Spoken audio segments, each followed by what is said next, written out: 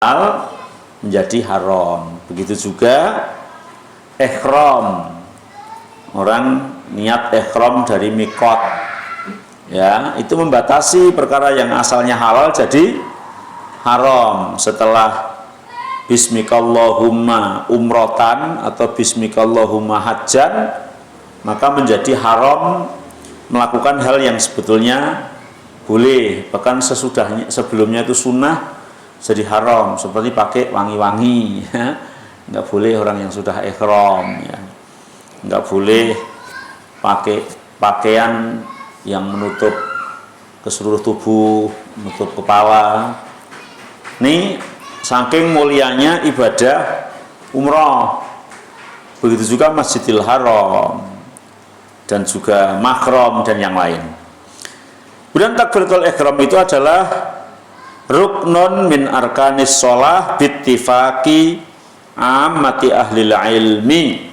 Takbiratul ihram adalah rukun dari rukun-rukun sholat menurut kesepakatan para ulama. Mereka berdalil dengan satu sabda Rasulullah Shallallahu Alaihi Wasallam dalam riwayat Imam Abu Dawud Tirmidzi, disahihkan oleh Imam Albani dalam kitab Al-Irwa. Kata Rasulullah, miftahus sholah at-tuhur wa tahrimuha at-takbir wa tahliluha at-taslim. Kunci sholat itu bersuci, kemudian masuknya adalah dengan takbir, pembatasannya dengan takbir, dan penghalalannya, tahalulnya adalah dengan salam. Kalau tahalulnya haji umrah kan syukur, tahalul sholat adalah salam. Assalamualaikum warahmatullah, assalamualaikum warahmatullah, berarti sudah keluar dari sholat. Di sini ada kata wa tahrimuha takbir, maka takbir menjadi rukun sholat. Kemudian hadis dalam yang disampaikan Rasulullah SAW kepada orang yang suratnya nggak baik itu, ya terkenal sekali hadisnya, ada sambungan idza kumta ila sholati fakabbir.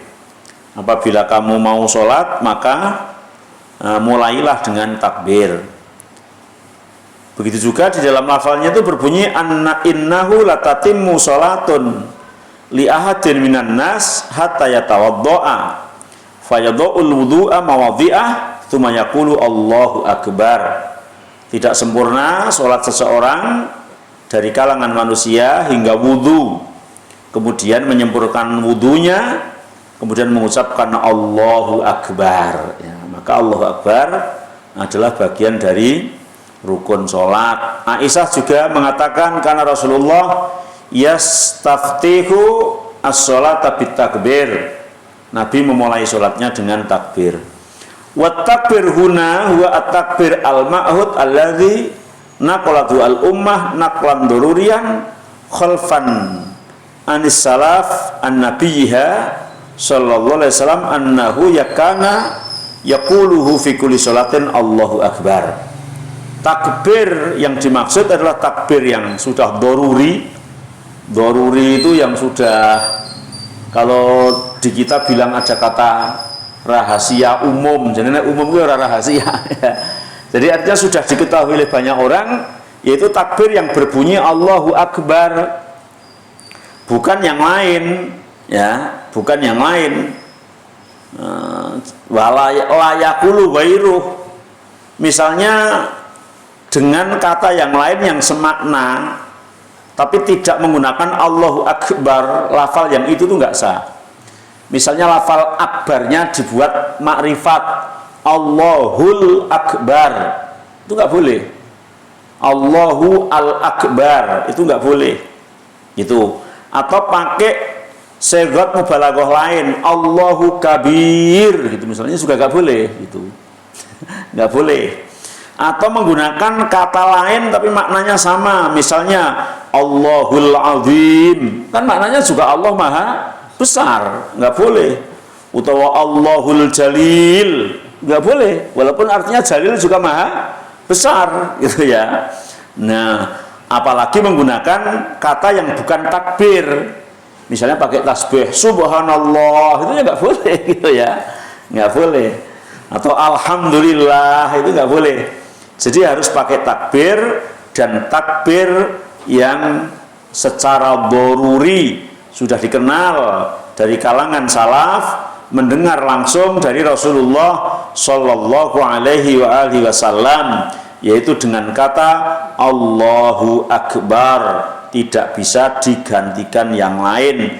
Jadi lafalnya yaitu itu lafalnya ya itu. Ini menurut mazhab jumhurul ulama, dan jumhur ulama insya Allah pendapat yang kuat. Itu ada yang mengatakan boleh Allahul Akbar misalnya ya, kemudian dengan kata-kata yang lain sebagian kecil, tapi jumhurul ulama mengatakan tidak boleh, hanya cukup dengan lafal Allahu Akbar. Tapi nggak boleh Allahul Akbar, Allahu Kabir, Allahul A'zam, Allahu A'zam, Allahul Azim. Walaupun kalau istighfar gandengannya Al-Azim ya, Astaghfirullahal Azim ya. Karena memang lafal-lafal yang sudah dipakai apa ya, menjadi kayak paten itu ya, walaupun yang lain maknanya sama ya nggak boleh. Itu dalam bentuk ibadah masalahnya, itu nggak boleh kemudian apa ya, kita itu kreatif gitu ya kemudian menggunakan ngotak-ngatik sama aja, itu nggak boleh. Jadi misalnya Astaghfirullahal Akbar itu juga nggak berlaku gitu ya, walaupun itu juga secara makna lafzi itu ya sama gitu, tapi kan nggak pernah didengar gitu ya.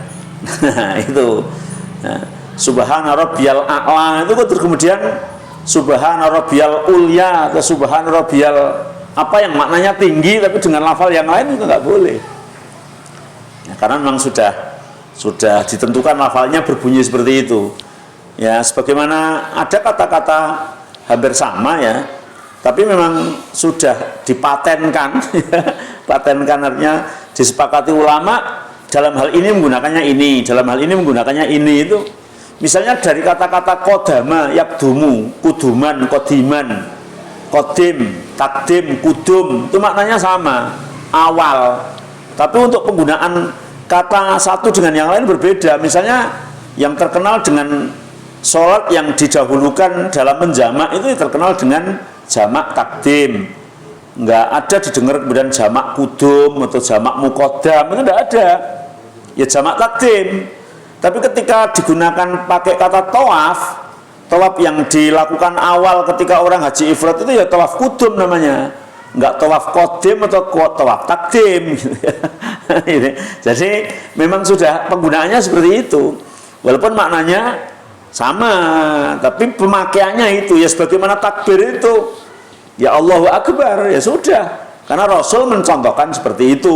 Nggak boleh kemudian kreatif, misalnya kalau ditambahi lebih baik gitu ya, Allahu Akbarul A'zamul Kabir Muta'al ya nggak boleh gitu. Allah yang maha besar, maha agung, maha tinggi, itu maha kuasa, disambung banyak ya nggak boleh ya, karena ya ibadah itu ya meniru yang dicontohkan Rasulullah Shallallahu Alaihi Wasallam.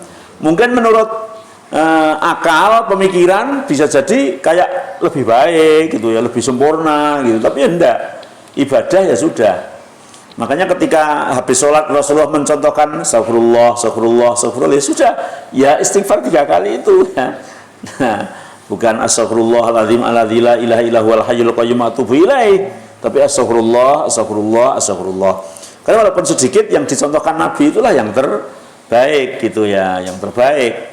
Jadi misalnya sholat baca surat Baqarah 286 ayat tapi nggak baca Fatihah, ya tetap nggak sah sholatnya ya. Sholatnya nggak sah karena itu menjadi rukun. La yasihu bi ghairil arabiyyah lil qadir 'alaiha, dan tidak boleh menggunakan selain bahasa Arab ya. Jadi takbir harus bahasa Arab ya. Allahu Akbar, karena akbar itu akbar yang di dalamnya itu mengandung kebesaran, keagungan, kemuliaan, ketinggian gitu. Maka tidak bisa diterjemah dengan satu kata. Allah Maha Besar itu nggak boleh itu ya. Ya karena di dalamnya mengandung yang macam-macam dan memang harus berbahasa Arab. Kecuali mungkin nggak mampu gitu ya, nggak bisa, ya nggak bisa itu mungkin sekali dua kali. Kalau belajar, masa orang Muslim nggak bisa takbir gitu ya. Maka ketika mengucapkan takbir dimanapun berada orang itu tahu ya. Jadi nggak sah takbir dengan bahasa yang lainnya. Karena inna makana yukabbiru bil arabiyyah walam ya'tilu an dzalika abadan. Nabi tidak pernah mengatakan boleh dengan yang lain. Padahal Nabi mengatakan sallu kama ra'aitumuni usalli. Salatlah kalian sebagaimana kalian melihat aku salat. Adapun orang yang tidak mampu ya wajib belajar. Wajib belajar takbir ya. Allahu Akbar. Dan harus fasih ya. Kemarin itu ada azan itu di mana ya? Itu A-nya tuh panjang, itu malah jadi repot itu. Allahu Akbar, Allahu Akbar, salah. Kalau panjang menjadi pertanyaan. Apakah Allah Maha Besar, apakah Allah Maha Besar? Jadi bukan pernyataan tapi jadi pertanyaan gitu ya. Ya. Maka panjang pendek harus betul-betul belajar. Makhraj huruf juga gitu ya. Juga nggak boleh baknya panjang, Allahu Akbar, Allahu Akbar juga nggak boleh ya. Jadi harus belajar. Fa in khafa khurujal waqti, fa in khafa khurujal waqti qabla ayat ta'allamahu aw lam yuhsin at-takbir bil arabiyyah mutlaqan fa innahu yukabbiru bi lughatihi.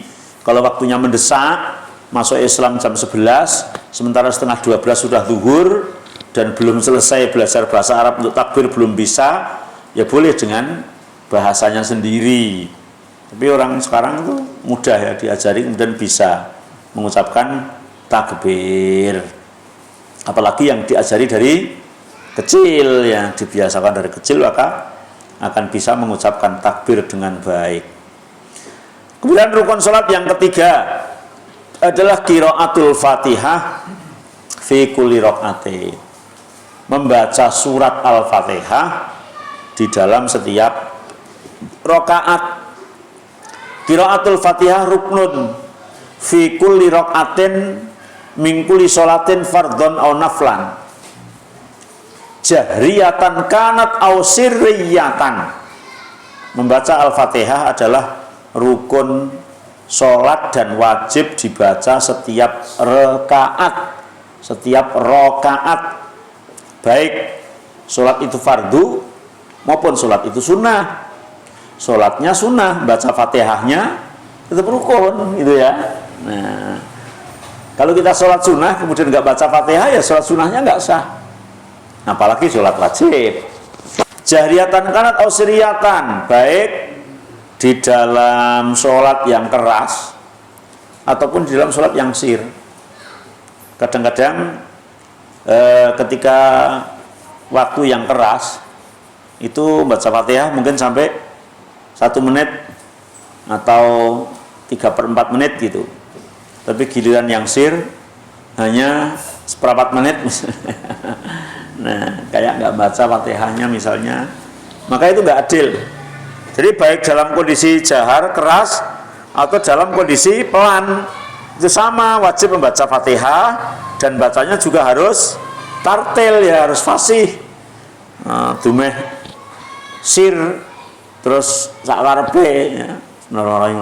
Ya nggak boleh ya. Atau menengai. Ya, nunggu kalau sudah waktunya ruko. Ya, tapi nggak baca. Nggak sah. Wajib baca. Wa ilaihi dhaba Ats-Tsauri wa Malik wa Syafi'i wa Ahmad fil masyhur. Dan ini adalah riwayat dari mazhab Sufyan Ats-Tsauri, Imam Malik, ya, kemudian Imam Asy-Syafi'i, qaul yang masyhur dari Imam Ahmad, dari Umar bin Khattab, Utsman bin Affan, ya. Kemudian dari Umar bin Abil As, ini mengatakan bahwa Fatihah itu menjadi rukun baik di sholat fardu, sholat sunnah, dalam kondisi sir maupun kondisi jahar. Di antara dalilnya adalah hadis dari sahabat Ubadah bin Samit, anna Nabiya sallallahu alaihi wasallam qala, Sesungguhnya Rasulullah Shallallahu Alaihi Wasallam bersabda, la sholata liman lam yaqra bi fatihatil kitab. La sholata, tidak dianggap sholat, liman, bagi orang, lam yaqra, yang tidak membaca, bi fatihatil kitab, dengan fatihahnya Al-Quran, pembukanya Al-Quran, yaitu surat Al-Fatihah, tidak dianggap sholat. Berarti sholatnya tidak sah. Berarti baca Fatihah jadi rukun. Dalil yang kedua dari Abu Hurairah, sahabat Abu Hurairah radhiyallahu an, anna Rasulullah sallallahu alaihi wasallam qol, man sholla sholatan, barang siapa yang sholat, lam yaqra fiha bi fatihatil kitab, dan orang itu tidak membaca Al-Fatihah, fahiya khudajun, hiya khudajun ghairu tamam. Kata Rasulullah, itu adalah cacat dan tidak sempurna. Artinya sholatnya tidak sah. Wassalah an-naqisah latu sama, sholatan hakikotan, sholat yang kurang itu ya namanya enggak sholatnya. Wa bima yadullu ala naqsi al-murad huna alladzi la tujzi'u as-shalah ma'ahu fi tamamin. Hadzal hadis inda Muslim. Qala Abu Sa'id qultu li Abi Hurairah inni akunu ahyanan wara al-imam. Qala fa ghamaza Abu Hurairah lira'i wa qala iqra biha fi nafsik. Bahkan yang menyatakan ini tidak sempurna salat tanpa membaca Fatihah ini ya, ini dikatakan oleh Abu Sa'id. Dia berkata kepada Abu Hurairah, aku ini suatu saat sholat di belakang imam, maka Abu Hurairah nyinggol tanganku dan mengatakan iqra biha fi nafsik, ya, bacalah Al-Fatihah di dalam dirimu, ya. Ini menunjukkan wajibnya membaca Al-Fatihah setiap rakaat. Begitu juga di dalam hadis Rifa'ah bin Rafi', dalam hadis orang yang sholatnya tidak baik, Nabi mengatakan sumakra bi umil Quran, maka bacalah dengan umul Quran. Sumakra bima syi'ta, kemudian kamu membaca yang lain sekehendakmu. Sumasna dzalika fi kulli rakaatin, dan lakukanlah di setiap rakaat. Ini jumhur ulama mengatakan seperti itu. Wa dhahaba Abu Hanifah wa huwa riwayatun an Ahmad ila anal Fatihah la yata'ayyanu qira'atuha wa annahu tujzi'u qira'ata ayatin minal Qur'an. Dari sebagian pendapat Imam Abu Hanifah, ini di mazhabnya Abu Hanifah, yang penting sholat itu membaca Al-Quran, tidak harus Al-Fatihah. Itu mazhabnya Imam Abu Hanifah, ya. Karena dalilnya adalah dalam surat Al-Muzammil, ya. Faqra'u ma tayassara minal Qur'an, faqra'u ma tayassara minhu.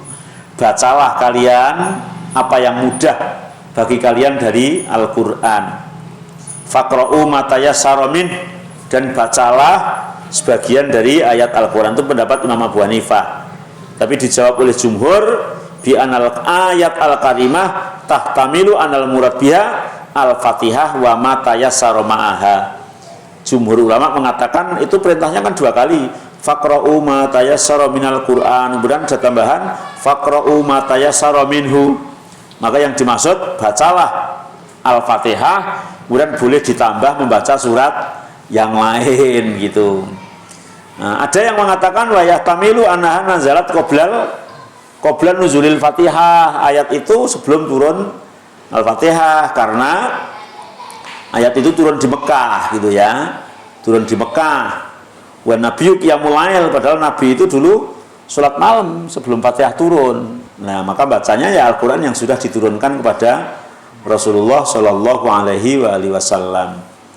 Dalam hadis Abu Hurairah, ya, dalam hadis Abu Hurairah katanya di dalam cerita itu Nabi dalam cerita orang yang jelek sholatnya itu mengatakan sumakro matayassara ma'aka minal Quran, bacalah semudahmu dari Al-Quran. Tapi jumhur ulama mengatakan tayassara itu mujmal, ya, hal yang secara global.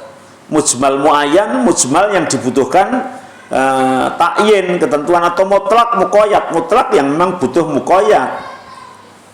Maka iqra bi umil Quran inshat li annal Fatihah kanat ya al mutayassirah, dan Al-Fatihah itulah yang salah satu ayat yang paling mudah gitu.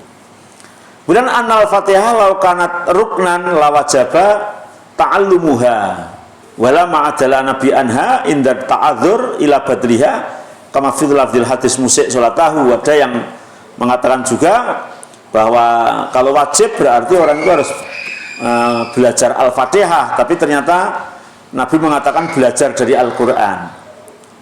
Tapi pendapat jumhurul ulama, insya Allah pendapat yang kuat, yaitu yang mengatakan bahwa rukun sholat adalah Al-Fatihah. Falatasihu as-sholah allati la yaqra'u fiha al-bil-fatihah liman istata'a hibduha. Liman istata'a hibduha. Jadi sholat tidak sah kalau tidak membaca Al-Fatihah bagi yang mampu menghafalnya, karena hadis dari Ubadah bin Samit tadi yang sangat jelas ya, sangat jelas bahwa Al-Fatihah adalah menjadi rukun sholat. Kemudian qiraatul basmalah fi awalil Fatihah. Nah, ini kadang menjadi pembahasan yang nggak selesai ya, nggak selesai. Baca Bismillahirrahmanirrahim di awal Al-Fatihah itu gimana? Ikhtalafa ahlul ilmi fi hukmi qiraatil basmalah fi awalil Fatihah. Memang ahlul ilmi berbeda pendapat ya tentang membaca Bismillahirrahmanirrahim di awal Fatihah. Taba'an likhtilafihim fi mas'alati hal Bismillahirrahmanirrahim ayatun al-Fatihah amla. Ya, ikhtilafnya itu berdasarkan dengan ikhtilaf bahwa surat Fatihah itu 7 ayat itu termasuk bismillah atau tidak. Itu juga ikhtilaf. Sebagian mengatakan bismillah itu ayatun minha, sebagian mengatakan bismillah itu ghairu ayatin minha.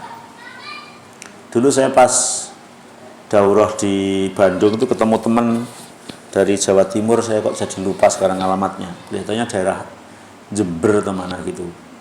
Dia tuh bilang begini, Ustaz, ternyata ikhtilaf ulama tentang Bismillahirrahmanirrahim di dalam Al-Fatihah itu sebagian mengatakan ayat, sebagian mengatakan tidak, itu hanya isapan jempol tak? Gitu bilang sama saya begitu. Loh kok bisa? Lah sepanjang umur saya itu dari sejak lahir sampai sekarang itu belum pernah melihat mushaf Al-Quran yang Bismillahirrahmanirrahim dalam Al-Fatihah itu peletakannya sama dengan di dalam surat Al-Baqarah, kemudian baru Alhamdulillahirrabbilalamin bundar angka 1. Itu saya belum pernah melihat. Yang saya lihat itu ya Bismillahirrahmanirrahim keluar angka 1, Alhamdulillahirrabbilalamin keluar angka 2 gitu. Kalau di surat yang lain kan Bismillahirrahmanirrahim nggak ada angkanya, alif lam mim keluar angka 1 gitu. Berarti ikhtilaf Bismillahirrahmanirrahim di awal Fatihah itu ada yang mengatakan bagian dari surat Al-Fatihah dan bukan, yang lain mengatakan bukan dari Al-Fatihah, itu hanya isapan jempol, nggak ada buktinya di dunia nyata gitu. Wah, jenengan dolannya kurang adoh lah. Iya, yo ke tempat saya tak kasih tahu gitu. Ternyata kalau di Mekah iya banyak itu. Saya nemukan di Masjid Mu'tasim di Bukit Agung itu, mungkin ada orang umrah atau haji mungkin tuku beli Quran keliru, nggak tahu, di situ mendapatkan mushaf Al-Quran yang Bismillahirrahmanirrahim kosong, terus Alhamdulillahirrahmanirrahim keluar angka 1, itu ada. Berarti bukan isapan jempol, betul-betul ikhtilaf itu. Dan mushaf itu dicetak di Madinah resmi gitu ya, cetakan Madinah. Jadi ya ada yang Bismillahirrahmanirrahim keluar angka 1, ada yang Bismillahirrahmanirrahim kosong, kemudian Alhamdulillahirrahmanirrahim keluar angka 1, itu ada. Dan memang berarti ikhtilaf. Nah kalau ikhtilaf ya kita legowo, atau namanya ikhtilaf tinggal mau pilih yang mana kan. Namanya saja ikhtilaf, itu beda pendapat. Wasaqih anal basmalah ayatun minal Quran. Hanya Syekh Abu Malik Salim ya, Abu Malik Kamal bin Said Salim, penulis buku Sahih Fikih Sunnah ini mengatakan bahwa bismillah adalah bagian dari surat Al-Fatihah. Dia milih yang ini ya. Qabla kulli suratin idza usbitat fil mushaf ya. Kecuali surat-surat yang lain. Jadi basmalah ini ayat dari apa? Anna basmalah ayatun minal Quran qabla kulli suratin. Id usbitat fil mushaf. Bahwa bismillah itu ditulis semuanya. Wa in kanat alal arjah laisat ayatun minal Fatihah. Fayajibu qiraatuha qabla al-Fatihah kama dhahaba ilaihil jumhur. Walaupun memang ada yang mengatakan itu bukan ayat dari Al-Fatihah, tapi jumhur mengatakan itu adalah ayat daripada Al-Fatihah. Maka pendapat yang wajib adalah bahwa Bismillahirrahmanirrahim adalah bagian dari surat Al-Fatihah, berarti wajib dibaca. Nanti dalam pembahasan lagi akan dibahas di atas sana tentang bagaimana cara bacanya, sir atau jahar. Nah, itu nanti ada pembahasannya lagi. Jadi ikhtilafnya itu ada ikhtilaf dia bagian dari surat Al-Fatihah enggak. Ini ikhtilaf. Kemudian yang mengakui itu ayat dari Fatihah juga ikhtilaf tentang bacanya sir atau jahar gitu. Ya memang ikhtilaf.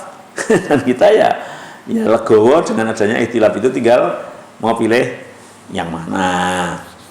Jumhur ulama mengatakan ayatun minal Fatihah, bagian dari ayat. Jadi 7 ayat itu bismillah, alhamdulillah, ar-rahmanir-rahim, maliki yaumiddin, iyyaka na'budu wa iyyaka nasta'in, ihdinas siratal mustaqim, kemudian siratal ladzina an'amta 'alaihim ghairil maghdubi 'alaihim waladdallin, 1 ayat. Kalau yang menghitung itu dari alhamdulillah itu ternyata siratal ladzina an'amta 'alaihim keluar angka 6. Angka 6 di situ. Kemudian ghairil maghdubi 'alaihim waladdallin baru keluar angka 7. Jadi di situ dihitung dua ayat. Masya Allah. Ya sudah, namanya ikhtilaf seperti itu ya, kita semakin belajar nanti akan semakin tahu ya.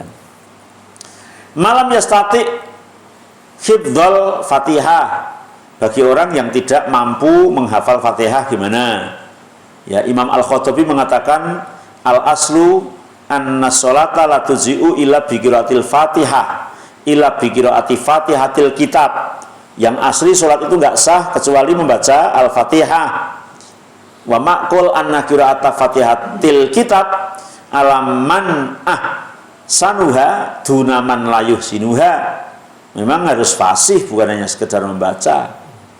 Karena kalau enggak fasih itu bisa merubah makna-makna ya.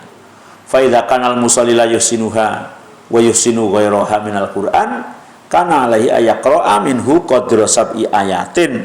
Kalau dia fasih membaca yang lain tapi tidak fasih membaca Fatihah misalnya, ya membaca yang lain sekiranya sama dengan 7 ayat di dalam surat Al-Fatihah. Li ana aula dzikri ba'dal Fatihah maka namisluha minal Qur'an. Sebaik-baik zikir ya setelah Al-Fatihah ya ayat Al-Qur'an, ayat yang lain.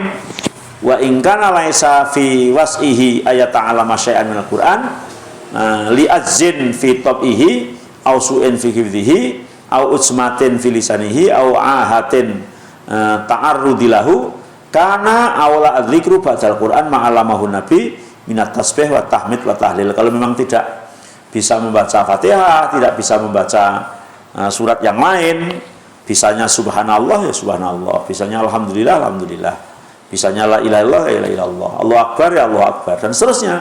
La haula wala quwata illa billah ya la haula wala quwata illa billah. Kalau memang bisanya itu ya.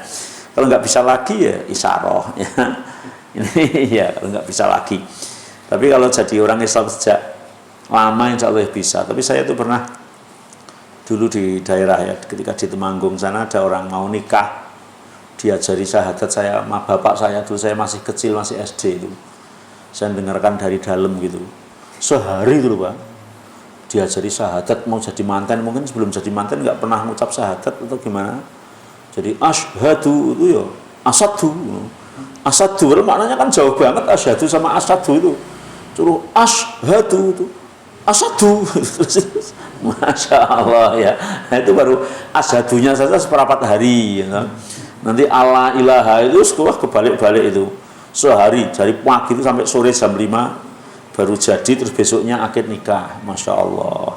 Jadi ternyata kalau nggak biasa itu yang ngucap itu bisa kesulitan itu. Ya. Apalagi sudah kadung sepuh gitu ya. Untune wis rada ompong misalnya dan seterusnya, itu bisa menjadi sulit gitu ya. Maka belajar di waktu kecil ya akan lebih maksimal ya, lebih efektif dibanding belajar ketika tua. Tapi bukan berarti kalau sudah tua tidak disuruh belajar gitu ya. Kalau belum bisa ya terus belajar. Tapi ya kadang-kadang bukan hanya orang yang tidak pernah ya, ada orang yang mungkin gimana, apa belajarnya kurang tuh gimana? Ketika kita di daerah-daerah yang kadang kalau bahasa kita itu latah mungkin itu ya, latah dalam kesalahan, misalnya itu kesalahan-kesalahan yang sifatnya itu dialek, itu kadang ke bawah gitu ya. Bener, saya kalau jalan-jalan daerah Temanggung, Magelang dan sekitarnya, kadang kalau jamaah di waktu yang jahar itu banyak orang yang membaca imam itu, padahal imam membaca Fatihahnya ainnya itu enggak dibaca ain, tapi dibaca gitu ya. Alhamdulillahi rabbil ngalamin gitu. Oh ya Allah, itu enggak tahu, mungkin kecelakaan atau enggak bisa gitu. Iya, tapi ketika di daerah Bandung sana dan sekitarnya itu sehingga ada ungkapan lucu dan nyata itu. Siapa bilang orang Sunda nggak bisa F, itu fitnah gitu. Dia bilangnya gitu. Maka kalau baca F itu jadi P gitu ya. Ya. Ya. Jadi Pak iya ya Pat takun itu ya begitu. Ya, tapi sebetulnya kalau belajar ya bisa, tapi kadang kecelakaan. Ya kecelakaan itu kayak ya memang kebiasaannya gitu ya. Kalau di daerah Semarang, yang orang Semarang asli itu sulit sekali membaca za. Za itu sulit sekali. Jadi kalau suruh membaca al-zilzalah itu idza yuljilatil ardu yilyalah, Semarangan gitu. Jadi ternyata setiap daerah itu punya apa ya, kekurangan masing-masing. Sebenarnya kalau mau belajar ya bisa gitu. Tapi ada apa ya? Kalau dikatakan keistimewaan ya nggak istimewa itu ya. Iya, mungkin punya dialek sendiri-sendiri gitu ya. Nah, makanya ya harus belajar yang fasih gitu ya. Jangan ada yang memang nggak karu-karuan padahal jadi imam, misalnya bacaannya kayak gitu tuh gimana ya? Mungkin ya nggak ada yang lain, atau mungkin mau diganti yang muda nggak boleh. Yang imamnya saya kan nggak harus lagunya bagus. Kalau memang mau lagu bagus lebih baik. Tapi ada yang mengutamakan lagu, kemudian malah panjang pendeknya jadi keliru ya. Ya, ada yang harusnya mat tobi'i jadi mat wajib mutasil atau jaiz munfasil itu. Sama-sama siroto di ayat 6 dengan siroto di ayat 7 itu kadang beda gitu. Ihdinas siratal mustaqim, bener. Siratal ladzina. Nah, mungkin karena mau mengejar lagu ya.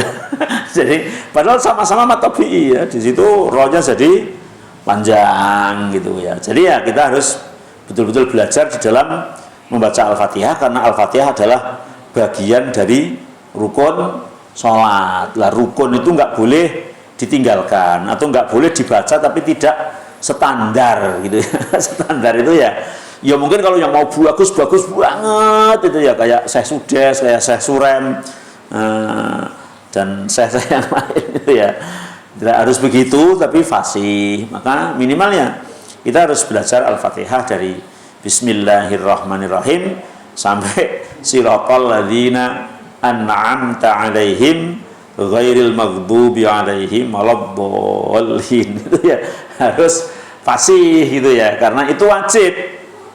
Jadi umat Islam itu wajib hafal Quran minimal surat Al-Fatihah. Jadi wajib hafal Al-Quran minimal surat Al-Fatihah, hafal dan fasih ya. Tidak kemudian hanya sekenanya gitu ya. Karena nanti kalau beda panjang pendek aja bisa jadi maknanya beda kok. Beda huruf nanti juga maknanya beda ya. Beda kasroh domah juga maknanya menjadi beda. Maka harus betul-betul ya belajar karena memang wajib membaca Al-Fatihah dan menggunakan bahasa Arab. Tapi Masya Allah orang Indonesia kalau mau belajar terkadang lebih fasih daripada orang Arab. Bisa itu lebih fasih daripada orang Arab. Dulu zaman Muammar ya, Muammar ZA itu membaca Al-Qurannya kan juara internasional termasuk Saudi itu ya, dan menang Indonesia kan. Ketika mau belajar bisa menjadi lebih fasih gitu ya walaupun aslinya tidak berbahasa Arab. Jadi al-ilmu bita'alum, ilmu itu dengan dicari, dipelajari, tidak mungkin akan tiba-tiba terus kemudian mendapat. Ya, ini sampai rukun yang nomor 3 ya, yang nomor 4 dan nomor 5 insya Allah yang akan datang. Persilahkan kalau ada pertanyaan.